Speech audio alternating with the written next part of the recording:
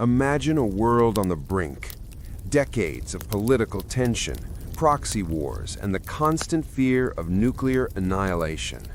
This was the reality of the Cold War, a conflict that shaped the course of history. What were the driving forces behind it, and how does it still impact us today? The world didn't end with a bang in 1945. It ended with a whisper that chilled the bones of every nation on Earth, as two titans rose from the ashes of World War II, not as allies, but as mortal enemies locked in a struggle for the very soul of humanity. Imagine standing on the brink of a new era, where the smell of gunpowder hadn't even faded before the frost of the Cold War began to settle over the globe, pitting the democratic ideals of the United States against the iron-fisted expansion of Soviet communism. This wasn't just a political disagreement. It was a battle for the future of civilization itself, a chess match played with nuclear warheads and the lives of millions hanging in the balance. As the Iron Curtain descended across Europe, the American dream faced its greatest existential threat, forcing a nation that wanted peace to prepare for a war that could never be fought, but could never be lost. The story of the Cold War begins in the rubble of Berlin and the secretive halls of the Kremlin, where trust vanished and suspicion became the only currency of survival.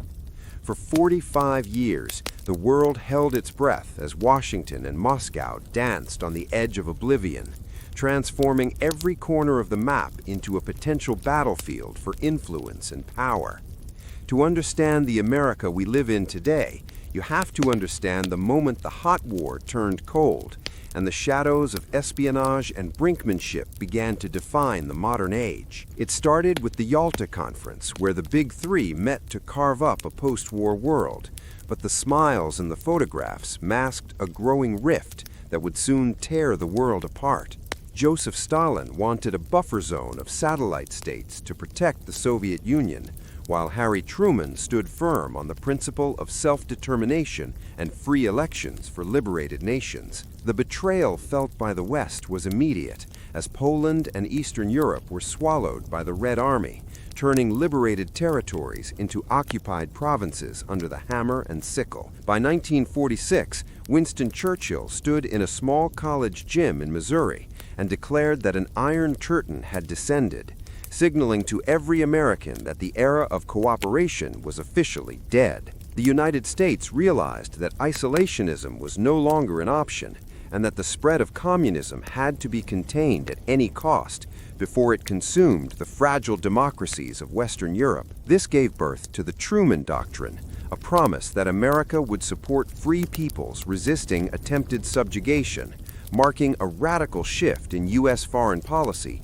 that would last for decades. Economic warfare became the first line of defense, with the Marshall Plan, pouring billions of dollars into a broken Europe to prove that capitalism was the only path to true recovery and prosperity. The Soviets viewed this as American imperialism, leading to the first major confrontation in Berlin, where Stalin attempted to starve the city into submission by cutting off all ground routes. In a breathtaking display of resolve, the United States launched the Berlin Airlift, flying supplies around the clock to keep the flame of freedom alive in a besieged city. This victory proved that America would not blink in the face of Soviet aggression, but it also solidified the division of Germany into East and West, a scar that would remain for generations. Then came the shock of 1949, when the Soviet Union detonated its own atomic bomb, ending the American nuclear monopoly and plunging the world into a terrifying arms race.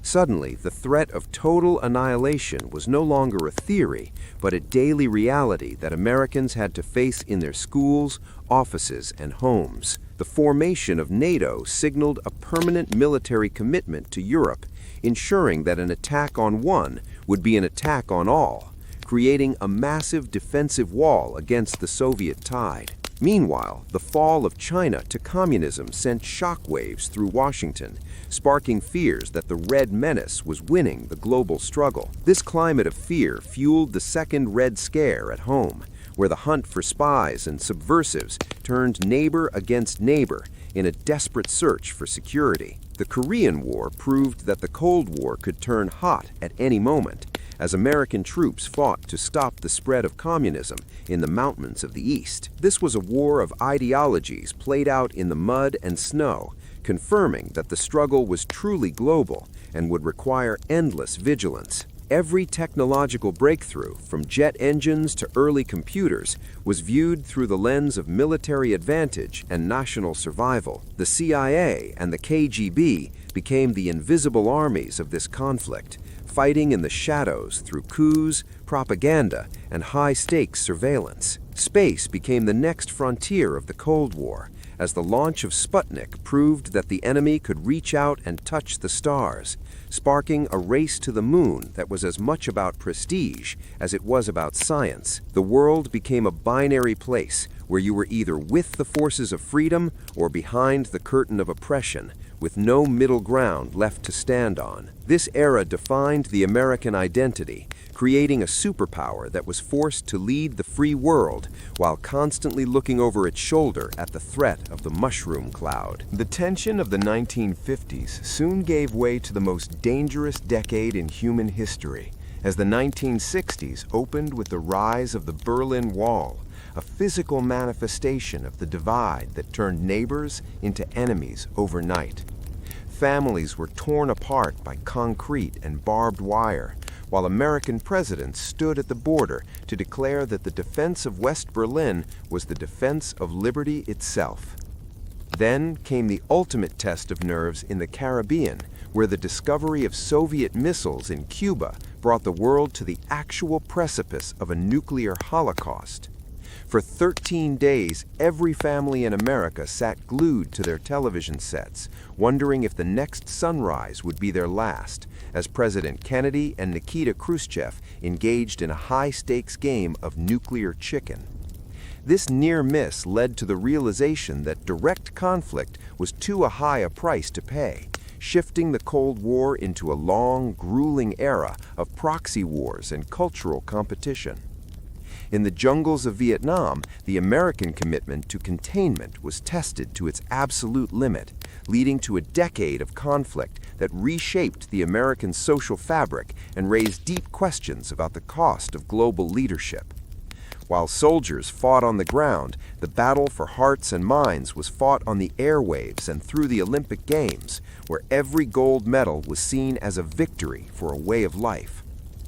The 1970s brought a brief period of détente, a cooling of tensions where both superpowers sought to limit the number of warheads aimed at each other's cities through historic arms treaties.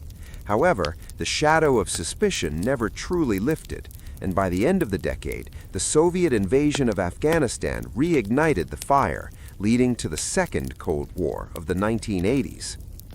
Ronald Reagan entered the scene with a renewed moral clarity, famously labeling the Soviet Union an evil empire and launching the Strategic Defense Initiative to render nuclear weapons obsolete through American innovation. The arms race reached a fever pitch, putting immense economic pressure on the Soviet system, which began to crumble under its own weight and the desire for freedom in its satellite states. Figures like Pope John Paul II and the leaders of the Solidarity movement in Poland began to chip away at the foundation of the Iron Curtain from the inside out. In Moscow, Mikhail Gorbachev's policies of glasnost and perestroika attempted to save the system through openness, but instead they opened the floodgates for a revolution that could not be stopped.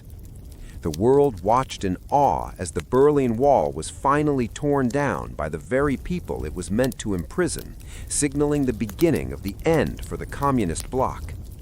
By 1991, the Soviet flag was lowered for the last time over the Kremlin, and the Cold War officially ended, not with a nuclear explosion, but with the peaceful collapse of a superpower. America emerged as the world's sole hegemon, but the legacy of those 45 years remained etched into every aspect of international relations and modern technology. From the Internet, which began as a military communications network, to the GPS satellites in our pockets, the fingerprints of the Cold War are everywhere. It was an era of unprecedented fear, but also of incredible human achievement and the ultimate triumph of the human spirit over total control. Today, as new global rivalries emerge, the lessons of the Cold War serve as a haunting reminder of how easily the world can slide into shadow and how much courage it takes to keep the peace. The story of this conflict is not just a history lesson, it is a blueprint for the complexities of the modern world and the enduring struggle for global influence. The fall of the Soviet Union didn't just end a geopolitical rivalry, it fundamentally altered the DNA of the United States and the international order we navigate today. In the immediate aftermath of 1991, Americans found themselves in a unipolar moment where the sudden absence of a massive enemy left a void in national purpose and defense strategy. The massive military-industrial complex, forged in the heat of the Cold War, had to pivot toward new threats, yet the infrastructure of global surveillance and rapid response remained a permanent fixture of the American government. We must recognize that the technology we use every day, from the backbone of the global internet to the microprocessors in our vehicles, was accelerated by the desperate need to outpace Moscow's engineers. The space race, once a battle for ideological superiority, evolved into the International Space Station, proving that even the bitterest enemies could eventually cooperate in the silence of the vacuum. However, the ghosts of the Cold War never truly vanished. They merely retreated into the shadows of history, waiting for the geopolitical clock to reset. Eastern Europe's rapid integration into NATO and the European Union created a new frontier that remains a flashpoint of tension in the 21st century, as seen in the modern conflicts echoing the old power struggles of the Kremlin. The psychological impact on the American public was equally profound, as the constant drill of duck and cover was replaced by a complex web of new global anxieties. Yet the resilience formed during those decades remains a core part of the national character. We see the legacy of the Cold War in the rise of modern China, a nation that observed the Soviet collapse and chose a different path of state-led capitalism, creating a new kind of competition for the United States. The lessons of brinksmanship and crisis management from the 1960s are now being studied by a new generation of leaders who face a world where nuclear proliferation is no longer a two-player game. Even our culture, from the gritty realism of spy thrillers to the superhero tropes born in the atomic age, continues to reflect the binary